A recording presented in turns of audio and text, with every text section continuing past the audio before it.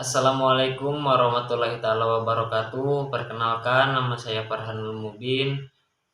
Di sini saya akan memaparkan atau akan menjelaskan tentang materi teks cerpen ya. Pasti kalian tidak asing lagi dengan cerpen atau cerita pendek. Langsung saja, pengertian cerpen. Cerpen merupakan suatu karya sastra dalam bentuk tulisan yang mengisahkan tentang sebuah cerita fiksi, lalu dikemas secara pendek dan jelas secara ringkas ya. Cerpen beda ya dengan novel. Novel itu sangat panjang ya. Lanjut kepada ciri-ciri cerpen. Ciri-ciri cerpen yang pertama, memiliki penulisan yang lebih singkat, memiliki jumlah kata tidak lebih dari 10.000 kata, melainkan mempunyai isi cerita yang menggambarkan kehidupan sehari-hari, dan kebanyakan mempunyai isi cerita yang menggambarkan kehidupan sehari-hari, tidak mencerminkan semua kisah tokoh, memiliki kata sederhana, bersifat fiktif, menceritakan satu kejadian saja, membaca tidak membutuhkan waktu yang lama, memberikan kesan dan pesan yang sangat mendalam, dan yang terakhir hanya ada satu konflik dan satu penyelesaian. Unsur-unsur teks cerpen terbagi menjadi dua. Yang pertama ada intrinsik dan yang kedua ada ekstrinsik. Intrinsik itu unsur yang terdapat dalam tubuh cerpen sendiri, sedangkan ekstrinsik unsur yang terdapat di luar tubuh cerpen namun berkaitan dengan tubuh cerpen.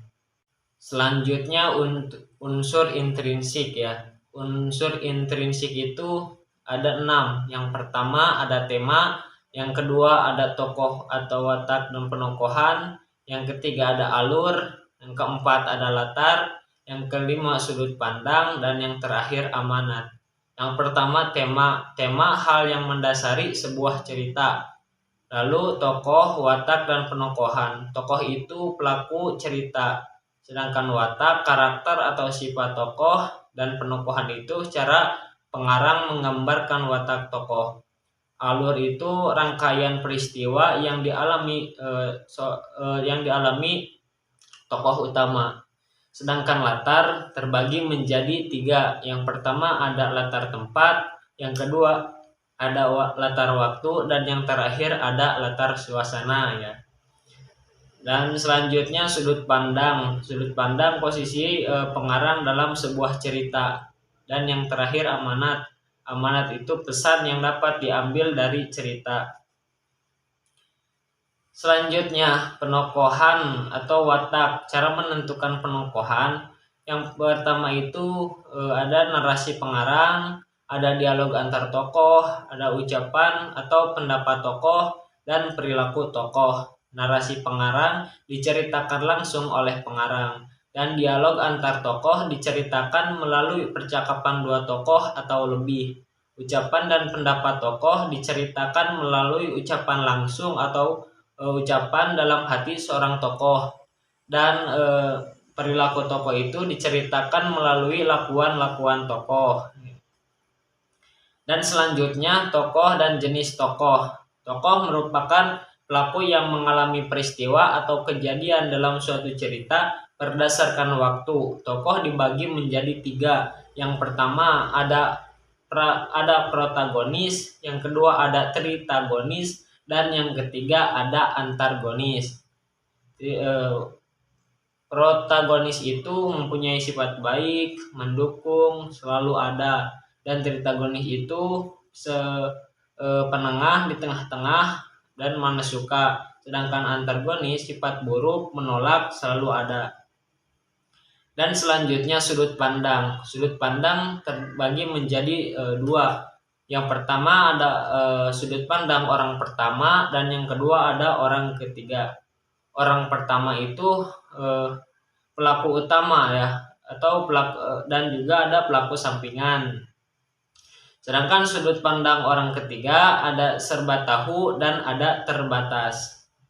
Ya, boleh kalian baca apa itu pelaku utama, apa itu pelaku sampingan. Dalam sudut pandang orang ketiga ya ada serba tahu dan ada juga yang terbatas. Boleh kalian baca.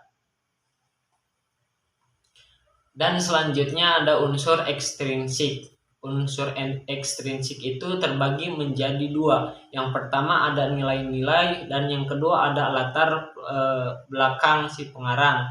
Nilai-nilai yang berisikan agama, moral, sosial, budaya. Sedangkan latar belakang si pengarang itu bersifat pribadi, sosial, budaya, pendidikan.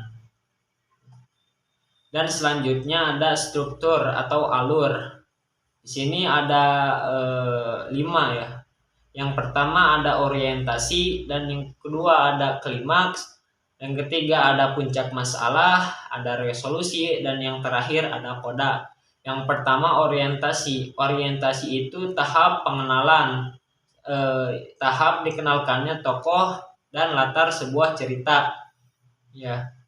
Dan yang ketiga ada konflik. Konflik itu berarti masalah. Masalah tahap dikenakannya masalah yang dihadapi oleh si tokoh. Dan yang ketiga ada puncak masalah, tahap dimana puncak ini tahap puncak dari masalah-masalah yang dihadapi si tokoh. Dan yang keempat itu ada resolusi. Ada resolusi itu yang berarti penyelesaian, tahap dikenakannya jawaban dari masalah tokoh.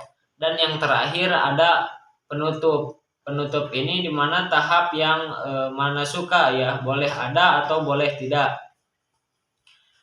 Dan selanjutnya ada ciri kebahasan. Ciri kebahasan ada 5. Yang pertama ada pronomina, yang kedua ada kalimat langsung, ketiga ada kata kerja, keempat ada majas, dan yang terakhir ada konjungsi temporal dan keterangan latar.